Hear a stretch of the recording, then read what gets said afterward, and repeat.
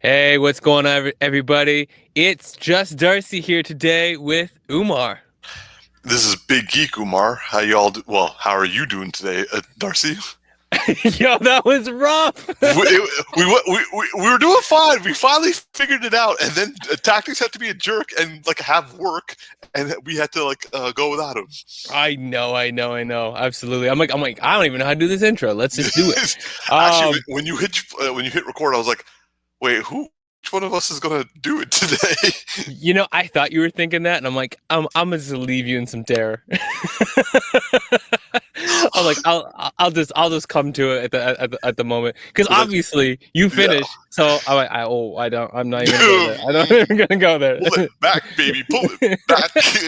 Tag's gonna watch this and be like, you guys, you don't do well without me. So, man, what is on the agenda for today? Well, seeing as how we might as well just take advantage of the fact that Tactix isn't here. So let's talk about all the things that he doesn't like watch. So first thing, let's talk about something that I have been very happy about, and I've been pretty much trying to tell everyone and anyone I talk to on Disney Plus. They have recently dropped the Star Wars Clone Wars series from 2003. Not the Dave Filoni one that's like CGI and shit, which is, I may have said and shit. That's not derogatory. It's a great series. You better not, because Dave Filoni is a big reason Star Wars is even good right now and has been good. And that Clone Wars CGI is fantastic.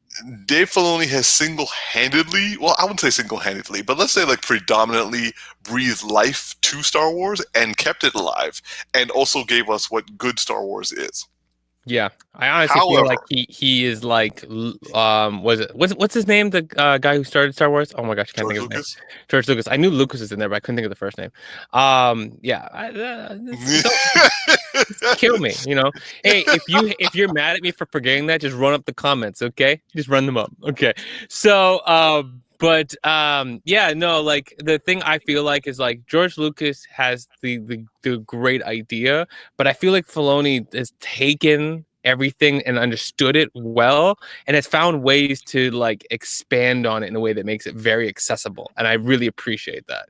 Dave Filoni grew up with all of us. He's one of our kind, but he actually probably went to school for writing and was like, how do I write well what George came up with good ideas? Like, yeah. in the first original trilogy, he had Carrie Fisher writing half that shit, and also like the rest of the cast being like, dude, you can write it, but we're not gonna say it. Then came the prequels, and everyone was like, George, you're a god because you made the original trilogy. We'll do whatever you say. And then we got what we got. And then George was like, yo, peace. And then Disney was like, we own Lucasfilms, so let's make this shit up as we go along. And then we got what we got. Yeah. But Dave Filoni, from beginning to end, now I will say this. He probably watched this 2003 Star Wars, the one that we're going to talk about, and was like, that's some good shit. However, if I was going to do it, I would do it this way. And then Lucasfilm was like, here's some money, do it that way. Yeah. All right, so tell the people what your thoughts are on the 2003, was it Samurai Jack version of Star Wars? You took the words out of my mouth. It is the guy who did Samurai Jack. He is the one who did the 2003 version. So this was back in 2003, before the release, and I think, yeah. So this was just before the release of Episode 3, Revenge of the Sith. This was meant to be at the time, it was meant to be an official, tie-in from the film's Episode 2 to Episode 3. And Season 2 of this 2003 series really drives that home. Like, literally, the last scene of Season 2 of this 2003 series literally just connects to the first scene of Episode 3. Anyway, I am a big fan of Samurai Jack. Darcy, are you a fan of Samurai Jack? I remember enjoying the stuff, but I've watched it like a lot of people back when, those who are pre the internet being a big thing. You watched it on That TV like the rest of us. Yeah, which means I watched it in small, tiny amounts and never watched it in its completion or in any form of an order.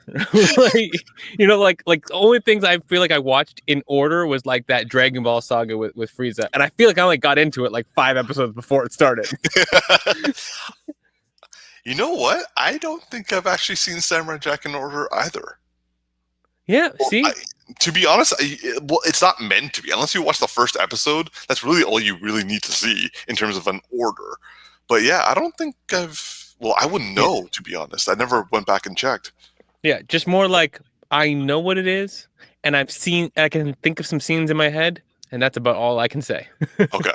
Well, the writer and director of that series came on and decided to do Star Wars Clone Wars, the first version, 2003 version. And honestly, I loved it. Like I loved it back then. I rewatched it like in all pretty much all in one sitting. Actually, no, in two sittings, one sitting per episode. On Disney Plus, they took the series and for some reason they made the first season into one episode, which is like 70 minutes long, and then they took the second season and made that into a 60-minute long episode. So like literally, it's just two movies that's two episodes on Disney Plus. Whatever. I just remember loving each episode as much as I did, and what I remember loving so much about it, not so much about like it. It was as artistic as a Samurai Jack. It also was as like it didn't have as much dialogue as like Samurai Jack. It was very much like long stills, long pans, and like building up to the moment, and then like quick fighting, and then you're done. But what I loved about it was the fact that for the first fucking time since the original trilogy, when I watched that series, I saw the Force being used the way my imagination was like, whoa. I wasn't watching episode 1, 2, and 3 and be like, what's happening here? It's just great lightsaber fights, and that's about it. Here, they were like, Mace Windu is like fucking up a whole army of droids, and like all the Jedi's are actually doing shit. And Anakin, like when he's taking on Savage, I don't know, what's her name? Oh God, I'm forgetting her name right now. The one with the two red lightsabers and bald Uh, head. it is Savage something, Ventress. isn't it? Yeah, Savage Ventress. Ventress. Yeah. Yeah. When he was taking her on and like he beats her in the jungle, I'm like, this shit is my jam. That is how Star Wars should have been done, in my opinion.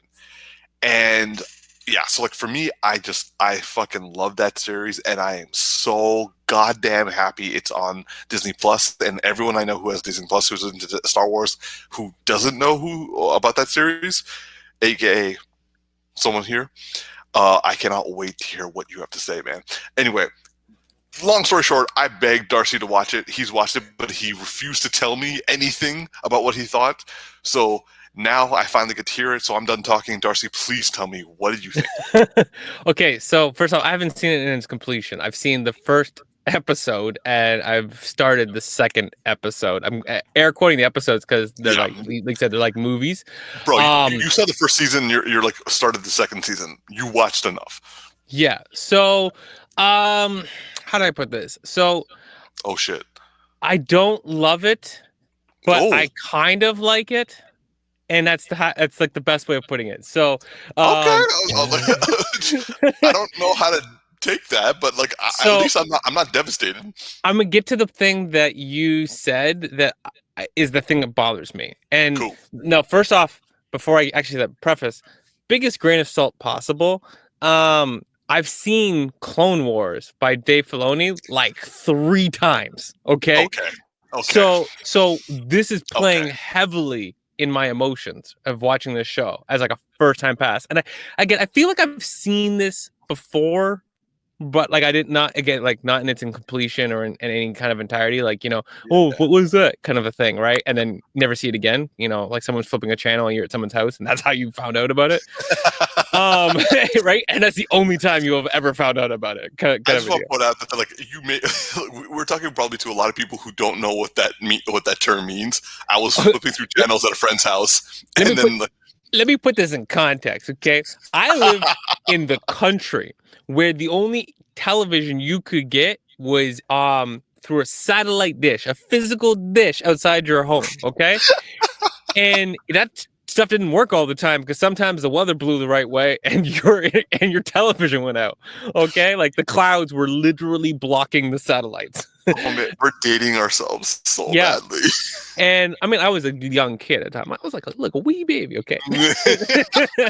um, but the thing is like, and because the way television used to be that, it was on at this time, and if you weren't there, you Yeah, didn't get to watch it, right? And if you went to a friend's house that day or your parents took you somewhere, like you weren't watching your show, right? And yeah, so that's why there's so many things where like, you haven't seen that? I'm like, bro, now is the time to watch these things because they're on streaming services. But anyways, so the thing that bothers me about this series is the long stills. There's no life in so many characters.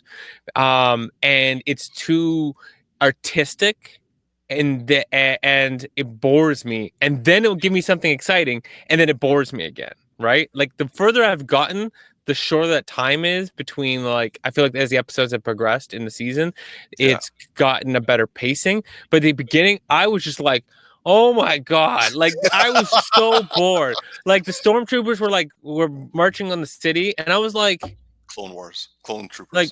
like yeah, you're right. But like I was so bored watching them, and I'm like, I know the clone troopers have so much life that they can give, right? I know that's Dave Filoni mostly, but like it's just like there's nothing here. And then there would be a cool moment.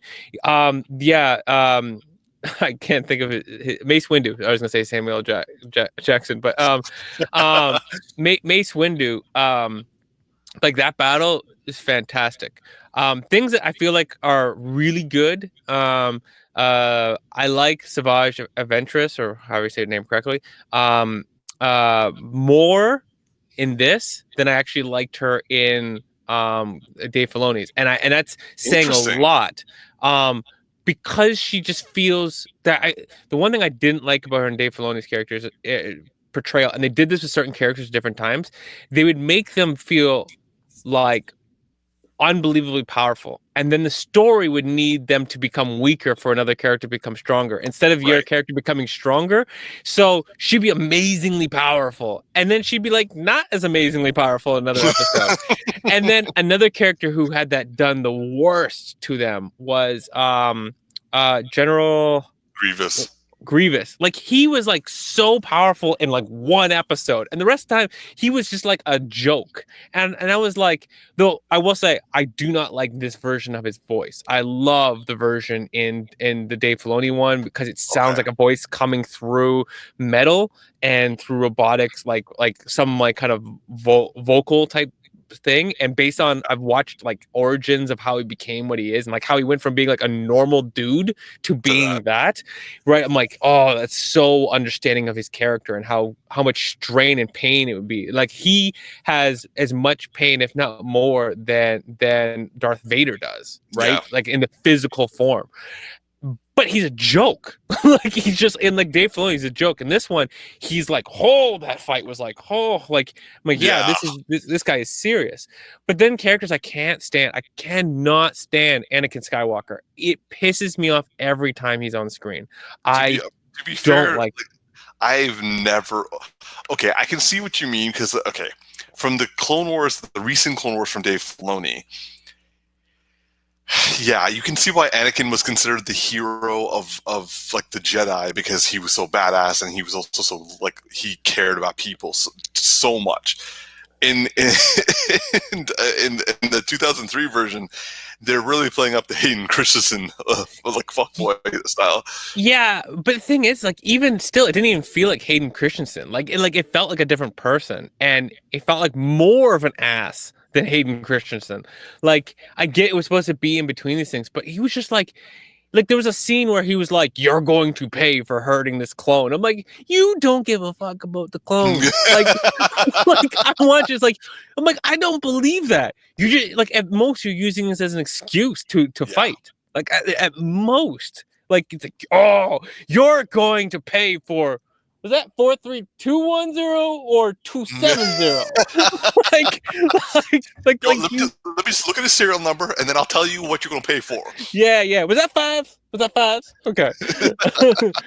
R.I.P. 5s. But anyways, so the like that's a character I can't say. I love because he's been amazing in every single iteration. Actually, is Obi-Wan Kenobi. I mean, I would say that like the actor, I forget his name right now, but I'm horrible with names. Ewan McGregor did such a good job that the original Obi-Wan Kenobi looks like he's not living up to his own character. like that's how good Ewan McGregor is and how much they modeled that character around him. There was like a moment of humor in this where it was like he comes out of that whatever that creature was, which I don't remember ever seeing it in David Filoni's one, where he gets sucked inside, and he comes out of it, and he's like, "So you were surrendering?" It's like, yeah, that guy just like puts a hand down. He's just like, "I'm done." I can see like Alec Guinness is just like from way on high. He just looks down and he's like, "This motherfucker just ruined my whole reputation. This is my role." Yep. So there's another character that which one was Yoda? it? I wasn't. What's that? Yoda wasn't bad. Yoda was fine for me. Like it was a different interpretation, but it was still. I didn't mind Count Dooku in this. Count Dooku was good. Count Dooku felt like the same actor, same. Like him and like Obi-Wan Kenobi, they felt like identical to like the movies. Like to every depiction I've seen of them, that they seem like they're on par. Yeah, there might be some slight differences, but it was like, and I'm over it. My Jamaican dude, the guy he's from like an aquatic type thing, and he has like dreads. Yeah. Hate him in this. He's just like not, the voice is not the same, and he just, there is a smoothness, a rhythm, just a vibe with the Dave Filoni version, and this one just is like he's replaceable. He's just replaceable to me. Given your perspective, actually, this is rather interesting. Given the fact that you've like been all up in the Dave Filoni version and actually went back in time, I find your analysis to be quite interesting, because the thing is, you're not against the style so much. Like probably in the first couple episodes, you were. You're just like, I'm bored, man. But like, you actually know these characters better than I do. And like I will agree that the few episodes I saw General Grievous in the Clone Wars, Dave Filoni one, I never felt fear from Grievous in the movies and in Dave Filoni's version. In this one, I did. Like when you get to season 2, when he like is like, when you see him in season 2 going up against the Jedi in the Capitol, you can see why they're like, oh shit, Grievous is here. Like 3 Jedi Masters from the Council are like, oh shit, Grievous is here. And you get that. Yeah, like there's one episode where Grievous has a scary, and then the only one that he's actually intimidating is when they go into his lair, and they're on his turf, and he has like a battle tactic in that moment, and I love the fact that in that episode that Count Dooku's like, you failed me too many times. Like, you're either going to die or win this. Like, that's it. Like, use your last chance. And I'm like, yeah, that is a real like badass move to pull. Like, yeah, you don't want to die by my hand. Well, you're going to have to live through theirs. So, bless you. But overall, though, like I like the art style. I agree with you that the fights are on point. I agree with you that the use of the Force is fantastic, especially like Mace Windu really shows it, right? Like taking like he's like taking them apart in different ways and blasting them in different ways, and then he does the one thing. I was just like, he takes the screws out, and they had a nice sound effect, like. And then he uses the screws through the rest of them and destroys them. I'm like, it's really smart in terms Yeah. of the battling that is not utilized, and I get why it's not in Dave Filoni's because there's too much Disney in that, right, or for children in that, but it lacks in writing, it lacks in characters. Like there's good characters, but they don't utilize the rest of the cast that are there, and they leave you bored waiting for moments to happen. um and I'm like, that's just not a good way to tell a story. It's like, if exposition is a problem in most movies and TV shows, this is like from the opposite, where they're like showing you too much and not telling you enough. Like, it's just like too little. Okay. All right. I can see your point. It feels like it's getting better in the second season, though. Like it feels like it's pacing better. But those first, what I'm gonna guess were 3 episodes, bro. If this was like a 3 episode like thing like we have, like I don't know.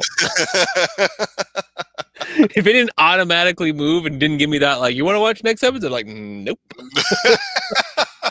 And we grew up in the time when like all we saw were Dragon Ball Z people who just like powering up for a full episode, and then the next several episodes. But yeah, but they didn't just have an episode where he was like, and didn't say anything. The reason why it took so long is because they were talking. Like you gotta keep people interested. You gotta hype them. We literally had moments where it was just like clone troopers running, and then the like, oh my gosh, I'm so bad with names. The droids were shooting down at them. I'm just bad with words right now. And and I'm like, and it was like minutes, and like nobody said anything, and I'm just like, okay, but I don't feel anything. I feel like almost like this is like, for a second I'm like, oh, I feel the weight of like their deaths, and then I'm like, no, then I don't, because they don't give me anything for any of them. Like it feels more fatal in this than it did in Dave Filoni's version. But for as fatal as it feels, I have no love or empathy for nearly 80% of the cast. So when they die, they die. Like they don't mean anything because they never said a word. All right. Well, no, I respect that, and thank you for giving the show a chance and actually sticking with it, as opposed to I'll finish it. I'm already this far, and I'll finish it. Fair. All right, we're gonna move on to our next topic. This is something that my man Darcy has been waiting for me to catch up on. True. I'll just admit.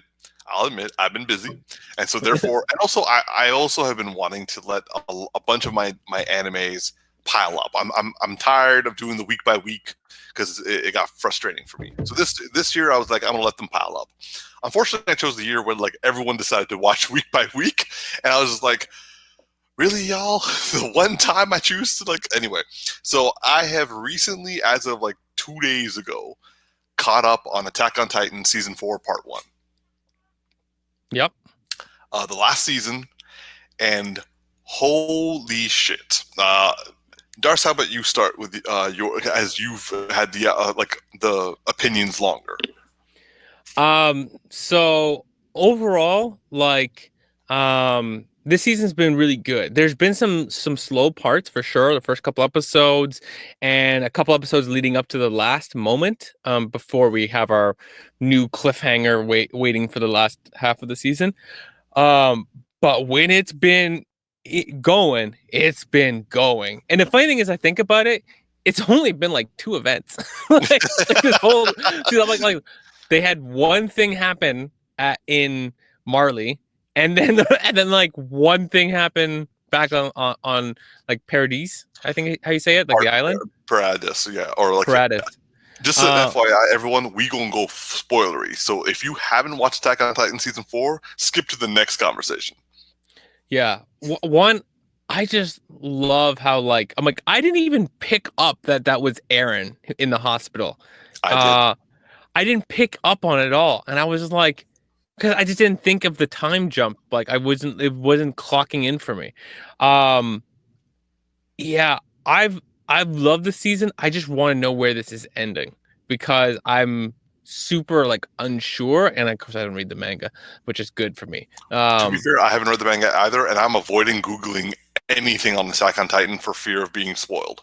Yeah, like the battle where basically Eren is going after and getting when Eren basically became the colossal Titan in the first episode and decided to just fuck up Marley. Yeah, just insane. Just like how that played out, how it led up to just that moment where the two of them are sitting in that basement having that conversation, and that kid is just Yeah. like, and that girl that kid hangs out with, what's her name? Who's like shooting? Who shot? Oh, I'm so bad Sasha. with name. Yeah, Sasha, the girl who Fuck. shot Sasha. Her, I'm so mad about this Gabby. Sasha. Fuck Yeah. Gabby. Gabby is just the worst. She is such a Gabby is Aaron. fanatical. She's Aaron. She's essentially Yes, Aaron. I know. It's just And that's what, like, I've never liked Aaron. I've always hated him. And like the way this season is going and where I think the series is gonna end is like, fuck Aaron. yeah. Though there's a piece to this that I'm curious about.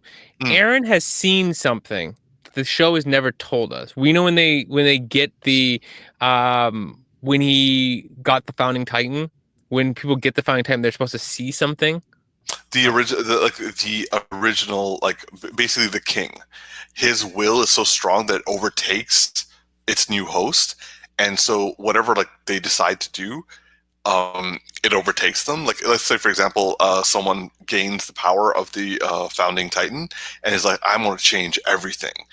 The king is so powerful that it overwrites that aspect of the host, and they just live their lives following what the king would have wanted. Oh, I But thought it didn't happen with Aaron. I thought that there was something to the effect that like they saw the memories too, and that the will was so powerful. He's starting to see those memories too.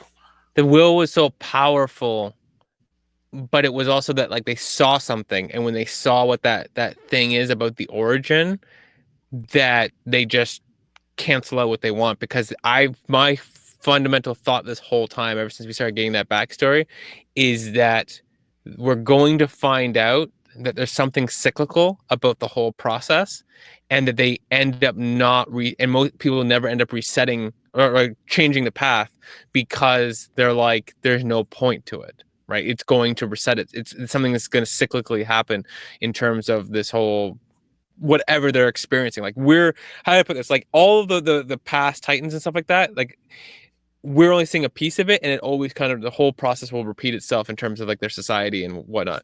I don't know. There's something that's just been sitting in my head, but I don't know how to explain it. It just always Okay. feels like that's kind of what we're going to find out is, but Aaron's maybe the one that breaks the cycle. The way anyway, he is. Go on. No, you go ahead. He is breaking the cycle, because the cycle is that the king basically was so ashamed of the Eldian society that he abandoned what he could of his species, of its people, on Marley and on the other places, and took like a shit ton of people to the island, and then basically locked up all of the titans of like his like this most powerful titans, and created the walls out of them. And he just is like, I never want this war to happen again, and I will never allow Eldians to become as horrible as they were. And that's what he keeps. I think that will is so strong that he keeps like overriding all the hosts, so on and so forth, after him, except for Aaron, who hates Titans so much that he wants to destroy all Titans and all the people that sent them and used them. It just so happens this time around it's Marley. And so Aaron is basically undoing everything that the founding Titan was trying to do. But at the same time, like, the founding Titan, the king kind of created a broken system, and also all the Eldians on like the rest of the world are being screwed, and they didn't really do anything. They're just the descendants of it.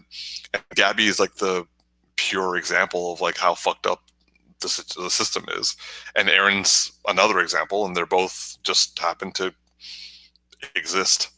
But Yeah, it's good. And I'm just happy to see that Levi is still a boss. Levi is the shit. And that summary of what you just gave there, because I've always found that, like, once we started getting into the whole Marley Eldian history, after we found out like there was more to this than just like these crazy creatures running towards people behind walls and Yeah. killing them for like no reason. I always found this backstory a little bit confusing because it was more written and hard to follow in Okay. the show. But I feel like if you're reading it, you would have more time, like in a manga, because I know you read some. But I just I had a thought and I forgot. Damn. Sorry. All right. What overall? What are your thoughts so far this season? I found the first episode to be something that was difficult for me to get into, kind of similar to what you were talking about Clone Wars. But then, I stuck with it because, like, I was able to realize, I'm like, Aaron's there, so he's like, oh, so he's crossed the river and he's gone to where they are. And then I was like noting all the differences and the new characters, and then I saw the hierarchy and all that sort of stuff. And I'm like, they're going to attack them. And sure and learn behold, though I will say that it went differently than I anticipated. It's like Aaron forced them to fight with him as opposed to them all like doing a coordinated effort, because like when they were attacking with all the new suits and like all the new weapons and stuff, I'm like, 4 years they did a lot of advancement. And then you find out how they advanced in the first place. But like, yeah, like that was a expertly like really well done first strike. Like, yeah, like you finally are like, but then you feel bad because they've been lied to. Literally all the people on Paradis and also on Marley, the people have been lied to like consistently. The Eldians, the Marlians, it's just the higher ups are fucking up everyone and turning them against one another. And it's just politics with lives, lots and lots of lives, and generational lives and generational trauma and all that sort of stuff. And it's just, I find it very fascinating that it's so complicated. The problem is so complicated. And Gabby and Aaron are examples of just how complicated it is, because these are two people who are essentially broken people who are completely committed to destroying the other side. And they, in their minds, they're justified in doing so, but they're not able to be empathetic. The whole idea of this euthanization as a plan is not where I thought it would go. It's not one I like. It's not one that I like, but it's like, I see where they're coming from. It's a big statement. You're talking about the complexity there, though, and I gotta say something. Like, and correct me, because I'm going to say something that's like not completely accurate, but I'm going to try to say this in a very light kind of way. The show makes me feel like, so one, it's very German focused, right? In terms of how, in terms of like how these societies are actually built and how they look. But there's a level to the complexity between the Marley and the Eldians that feels very, I want to say, I'm not going to say specifically any which countries, but it feels like problems of somewhere in that Middle Eastern area. There's something about it that feels reminiscent to the concept of generational lies, like being. What's that? I would have said that it's very similar to Germany. I guess yes, that too. There's just like with the Jews and the Germans. Yes, but there's still something that felt also like something that other societies have dealt with. Right. Undoubtedly, this it's not like the Germans invented this. Hell, even I think the Russians kind of like picked up on some of it as well. Yeah, there's just something about like groups of people being lied to for generations and that causing conflict, right? And between them. And yes, Germans have definitely have, and that's obviously true. Yeah, I see what you mean. Yeah, there may have been another prime example of that, but like I do know what you're talking about. Yeah, I don't want to say what because I don't have any of my history down. It's just I feel like I've heard something between two different nations, and in this case, it's the Titan, but the Titan is really more of a metaphor for like other things that conflict between two different nations that are like the core of their conflict.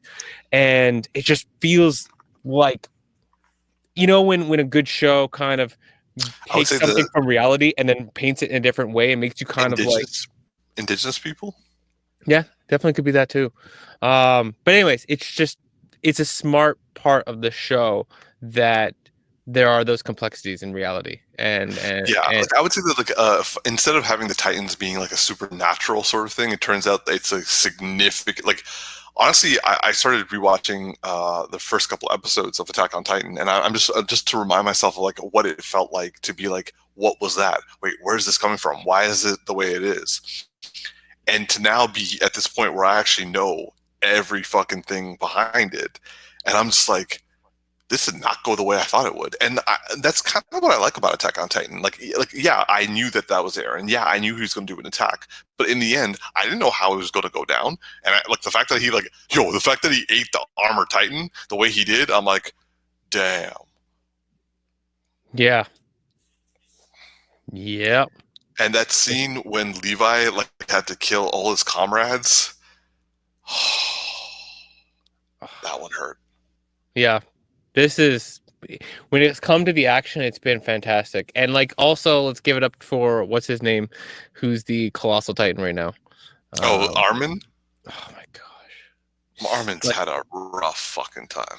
He's had a rough time. Like, just like what he had to do. You're like, when he just showed up and it's like took the coast. You're like, oh yeah. And then is he a bigger titan than than when he took over? Possibly, I don't know, but like, and then on top of everything else, like Eren beat the shit out of him after everything he did. Yeah, it's yeah. I saw a meme, but I was like watching it like a video on YouTube, and I thought it was gonna be funny, and then it just was like not. But it was the scene where they meet at the table, and it was like, everybody wants like McDonald's, and it's Eren bringing McDonald's to the table. And I'm like, oh, this is the first seemed funny, and then it was like, no, it doesn't match up. I gotta say, I'm not a huge fan of the animation this season. Interesting. I mean, the animation. I think they went with a different company this season. Yes, they did. I knew there was a lot of talk about that. A lot of people have actually been very pleased with it, though. I thought it would be much worse. Don't get me wrong. I thought it was going to be much worse. It was not. It was noteworthy. That's about it. It didn't take away from it. It didn't jar me. It didn't distract me throughout the time. It just was noteworthy. Yeah, it's a good point. But I mean, yeah, it was different, but it was similar enough. And I definitely didn't really realize it until people started talking about it. Okay. Anything else from the season that like really spoke out to you? I'm really just looking forward to where this goes. That's all. I need to know where this lands. Okay. Yeah, that's like, and I feel like it's time that it's about finished. Yeah, well, I think we've held on for long enough. Like there was like a 3-year gap between one season and like the other, so. Yeah, but more what I'm getting at is like it doesn't feel like a show where like I'm like, oh, I need another season after this. I'm actually ready for the completion of the story. Whereas some shows you're like, oh, I can't believe there's not going to be more. Like if you told me right now, like My Hero Academia was like done at the end of the season, I would be like, no, I need more. So much more you can do. I hear you. I hear you on that. I hear you. So, but this show, I'm like, no, feels about the right time. So, okay. Next thing to talk about is Korra. Now, we've discussed it in the podcast before that like you and I have decided that we're going to revisit Korra. I will admit I've only started like seconds. I'm like 2 episodes in on second season before I stopped. How far are you? Oh, sorry. Are you rewatching it right now and you're up to the second season? Yeah. Oh, okay. So recently up to the second season, not like in the past second season. No. I've been rewatching. I rewatched all of season 1, and I've just started season 2. Sick. I thought you were gonna say, when you first said you were saying like seconds. I thought you were gonna be like, I've only watched seconds of the first episode. I'm like, why are we talking about this? Why are you here? Why is this on the agenda, Umar? Yeah, it's like I've watched 3 seconds of the first episode. What's the point? Like, I still don't like him. Like, that's not a good judgment. I've completed both seasons that are on Netflix. I'm mad that there's not the rest of the More. shows not on Netflix, because I know that like the first two seasons were the most solid for you, and then it kind of fell apart because of like writers' Mm, strikes or something like that in the third season. no. Oh, The first episode I enjoyed. Second episode, the first season I enjoyed. Second season is my most hated. oh, It's okay. actually the one I hate the most. And then, so like for me, it's season 3, season 1, season 4, and then season 2. Okay. So it means I've completed both the first two seasons, and watching it a second time, I love this show. Like, I'm still like really enjoying it. Okay. Um and like um they're not comparable shows, and they are comparable shows, right? I Like, know exactly what you mean. right, like they shouldn't be compared, because They're where they're very supposed, different. yeah, like they're the same universe, and yes, they're the same concept, but they're supposed to be very different people. Like, there was Different age groups too. They're fundamentally different age groups. yeah, and there's one thing about like when Korra was talking to one of the past avatars, and he was like, "You're not supposed to do it like me." Right. And I was like, for me, that was the most affirming thing about the show being different. It's like, she's a different character. It's like, I feel like the I forget the avatar exactly said, but I think it was something to the effect of like, you're more courageous than us, and like you're more whatever. Like, she's more headstrong, and for her, everything is about learning balance, right, throughout this, like, pretty much the entire show. And Yeah, she's, like the entire show, she has to learn balance, which is something that she like very much in the first 2 seasons does not have. yeah, and Aang is like the opposite. I think she was talking to Aang, actually. Now I'm thinking about it. But yeah, Aang is like, was very balanced and very afraid to move forward a lot, right? And she's not afraid to move forward ever, right? Until Yeah. something maybe make sure there's all of her will. But then, but in general, when she's herself, she's like all forward. I really love the show. Like, I love how much it still feels like it's part of the universe, but it feels like the universe has moved on from the original show, which it has. Like, it's well developed.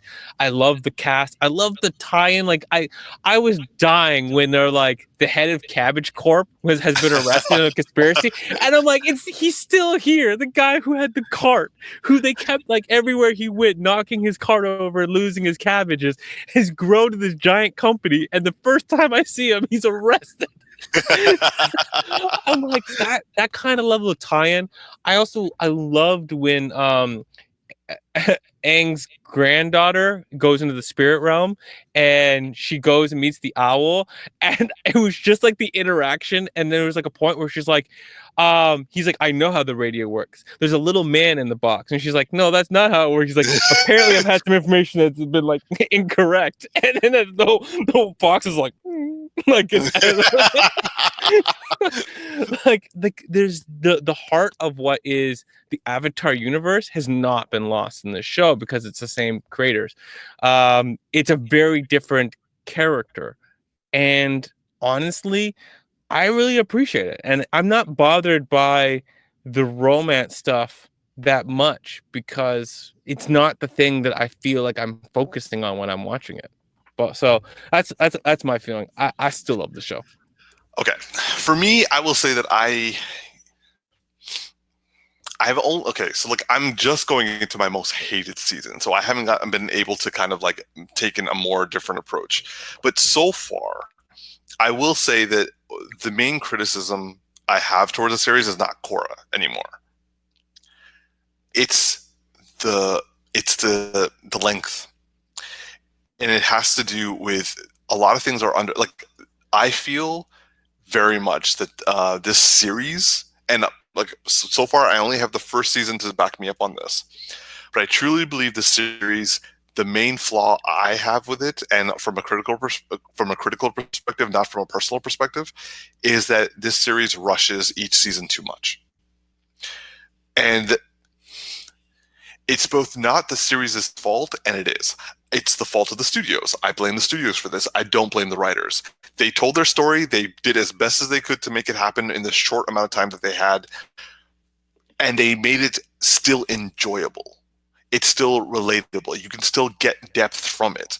My thing is you rushed through this, and it's particularly evident to me because I rewatched all of After the Last Airbender, not to kind of like rehold my opinion of it and then watch Korra again, just because I love it. But with Aang's story, it was simpler time with a simpler villain, with smaller villains that kind of were connected to the whole, and it was a beginning, middle, and end. Literally a season, and each season was a beginning, middle, and end for itself. And so, but the thing is, there were 20 episodes per season.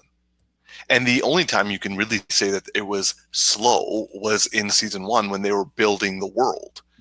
So like they were taking time, and all the characters, for example, Cabbage Guy, we've seen him throughout the fucking world. And then when they brought him up in Korra, you're just like, I understand this character. I know why this is funny. I also kind of feel for him. It's like this man can't catch a break. He's also super resilient. He is the most resilient character of everybody because he's literally picked up and rebuilt his entire life multiple times over. Yeah, I forget if we ever see him again through the rest of the show. But if we ever get like a post one, I would love to see like a like in the future show or series. I would love to see like let's say a mini like one movie or something like that, and it's like the grandson or the son of him or like the daughter of him or something like that, and they're telling the story about how he was arrested but then how he came back again, and they're going through a similar trouble with their cabbages or something. Just like I just need something to always tie back to the cabbage. It's fantastic. But yeah, so just going back to I see a lot of rushing of storyline and a lot of rushing of relationships. That is the main problem. And I used to blame Korra for that, but Korra, like you said, she's a headstrong. Like Aang and all of them, they were entering into adolescence. They were teenagers, but like the early teens, and also they were fighting a war. A very simple time, and also like you're just starting to have all these like behavioral changes in yourself. Korra is like right middle of it, and in a complex world where she's coming from a simpler time. So it's like a transition, and also at the same time, she and everyone around her, like, of course there's going to be teen drama. They're teens, but they're also like having to deal with world politics, and they don't know what they're doing because what teenager would?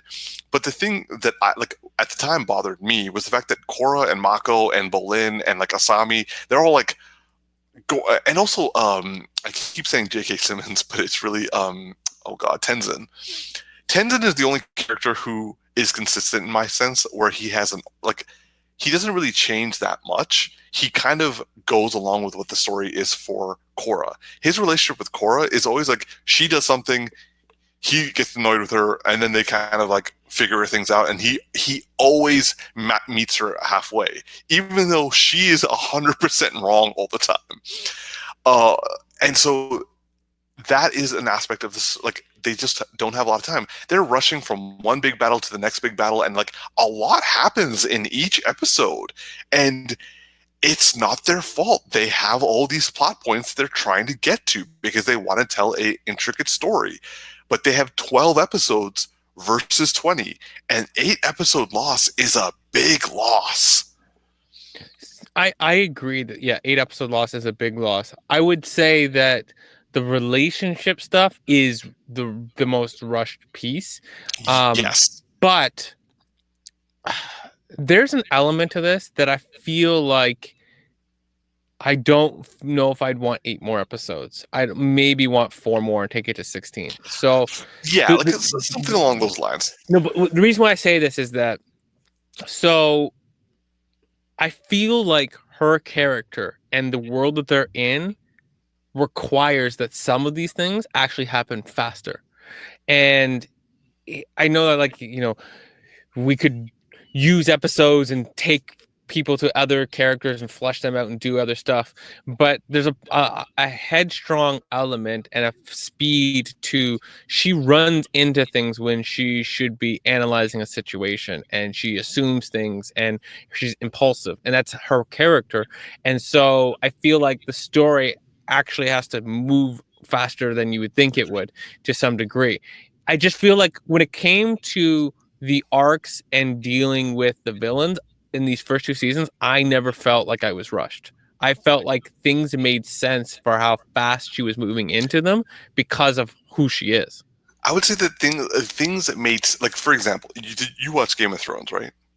Yes. Okay. I just watched a video recently about how it's like the one show that was so loved and now people can't even talk about it without feeling bad because of how the last, especially the seventh season, people give it a pass on how bad the eighth season was. Yeah, So no, I'm in that. every time you say Game of Thrones, I'm like, oh, and I'm like, it sucks because I'm like, it was like the best show ever, and now it's like, Yes. yeah, Game of Thrones, yeah, that bullshit, yeah, even Walking Dead's better now. Honestly, Game of Thrones is kind of what I'm trying to get at. Korra, for me, in terms of speed, is like the seventh and eighth season. Like, for example, where they ended off in Game of Thrones, I get I get that was the story ending. If they had taken, now I'm going to say Game of Thrones is a more extreme version, but like, yeah, but like, you can see where they're going based on where they're coming from. The thing is, they, instead of like doing this, they were like, pew! Korra is like this, and then like it kind of gets to the point. So like, there are times where they slow down and then they zoom through. And for me, the pacing is the problem, because there's not breadth. Like, this is a TV series. It shouldn't feel like there's urgency in every episode where you're like going from plot point to plot point. And I never really understood it back in the day. I just blamed it all on Korra because I couldn't stand her. I still don't like her as a character. But the thing is, you're not supposed to. She's not an inherently likable person, because how many teenagers do you find endearing? It's like, just in like general. Like, and I'm talking about in real life, not in like TV. TV, they make them more endearing in some aspects. But I'm like, if you meet a teenager right now, they're going to give you attitude and you're going to be like, yo, shut up, kid. That's Korra. And so I find her to be a realistic character, a realistic teenager who is exactly like you're saying, is headstrong and rushes into things. I completely agree, but that doesn't mean that has to be her own, and it was her defining characteristic, which made her at times very one-dimensional. Look at Asami. She has other aspects as well, but she is a little bit more complex. Korra kind of was just a one note. And then, like, fine, there are people who are like that, but it doesn't make the show nuance. And it's really because they didn't have time for nuance. In Aang's story and in, like, early parts of Game of Thrones, they had time to talk about stuff and, like, expand things and, like, make, like, you get a shortened, not like a, I'm not saying they give you, like, a cover page in terms of the relationship. They show you the relationship. But I don't feel for the characters. And I'm not feeling for them this time around, and I'm actually trying to give them a chance. It's just that, like, I get where they're coming from. It makes sense where they're going, but everything is happening too quickly. And mostly because they don't have time. Like, I feel the story is purposely needing to get to the next plot point, and that's not good. Yeah, I don't really feel the same way when watching it. The one thing I like and appreciate more is, and we were talking about her character, I like the fact that the writers and the creators of the show decided to kind of make a Zuko that didn't go through tormented hell, but like a Zuko almost level personality be the Avatar. And you mean like Korra is kind of what Zuko is? So yeah. So in other words, if you took the Last Airbender, right, you have Aang, who is very balanced, and Zuko, who is very like fiery and charging forward. Now he has a whole bad past that Korra doesn't have. Now Korra is like that version, right? This is like just moving, impulsive, all of that kind of stuff, and everybody else is well, not everybody, but many other characters she's bouncing off of are more balanced. And so it's just like I like that aspect, because I'm glad they didn't go like a similar character to Aang, because that would just be comparison city all day. And now it opens up that when they do have somebody who's a little bit of this, a little bit of that, we have two completely opposites that we've worked off of. So, anyways, I'm done with Korra. I like it. I don't agree with you. Let's move on. I will say, like, I will say that, like, watching it again this time around, I I did judge it more harshly. I still don't like Korra as a person, like as a character, like, but at the same time, I recognize the importance of the fact, because I see it more from like I had a different opinion from a feminist perspective, where I'm like, I finally get like a female led superhero, and she's like this annoying bitch, and I'm like, how? Wow. I just figure I'd just like go like full misogynistic on that term, but like I didn't find her likable. I found Asami likable. I found everyone likable more than her, except for Mako. And then I'm like, you finally have this opportunity and you waste it on someone who is just like makes every single mistake. So like I felt that like the writers were undercutting a female character on purpose, because like, or not on purpose, but like just out of like ignorance. I see it differently now, though. While I will say that like the storytelling is the problem, Korra is actually a real character. She's not a very propped up perfect character. And you can even argue that Aang was kind of the unfair propped up fake character, and Korra is the significantly more realistic one.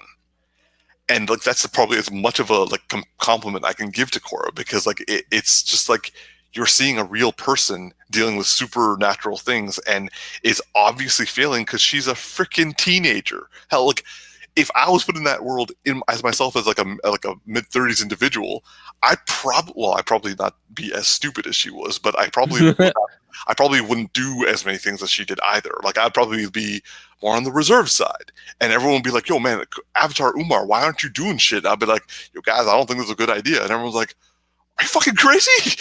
Amon's over here," and shit like that. So like, I respect the fact that Korra is more nuanced. She's more realistic, and that's what we got for a first time female superhero in like the Avatar world. So yeah, like I will give credit to where credits is due. So before we wrap up, I got to throw a check type thing here. So Okay. I would argue that your historical thought of the, I don't want to say that word, but the would you say without saying the full word? What's that? The Bitka. No, the word before that, the adjective or the adjective for it, something crazy or something like that. Annoying. Annoying. Thank you. The thing is like, yeah, she's a realistic character, and I feel like expecting from the feminist character to be like a different person is almost is the like wrong way of looking at it, right? Because it's like that is a real character, and a lot of people struggle with seeing a woman who is of that kind of personality, who is that A-type, impulsive, goes in at it and says that's not how you're supposed to represent a strong female. It's like, actually that is a strong female, and that is how she is, so that's how she should be represented. And I'm actually more glad that the writers decided to put a character like that. I never had an issue with her from the beginning, but I'm glad because it now drives more of that, like, you had that thought, but like that's a good thing that she is that way. I will say that like my complaint with it back in the day was not so much that like, I saw that men had all these superhero types, and like to some similar level, but all of this.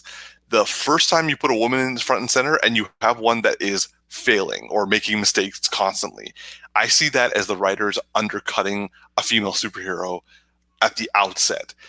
I guess, and this was a show of like how things have progressed in the last few years, where now I'm actually noticing, I'm like, hey, actually this is a real character, and it probably helped for changing the genre and changing the archetype itself for the superhero, like not for just for women, but like in general. And I'm like, oh, okay, but back in the day, I'm like, we just started getting this, and you guys are undercutting her. But it's very, very, yeah. But they weren't undercutting her because that is the arc that any good male superhero go through, any good person would go through, and to make her perfect would actually be upholding her to standards that aren't achievable. right? And the only way I feel like they could have failed her is if they wrote everything around that story around her did not support her. Then she would just come across as annoying because there's nothing in balance in the show. She's just abnormal. So, but yeah, Anyway, that's yeah. my thoughts. All right. Well, we are in some relative level of agreement about Korra. Who knew? Tactix is not here. So on that note, this has been a good show, I feel like. So yeah, it's just your boy Darcy here. And this is Big Geek Umar. Please like and subscribe and live long and prosper, y'all. I totally forgot to prep the stop recording button. Let's do it now.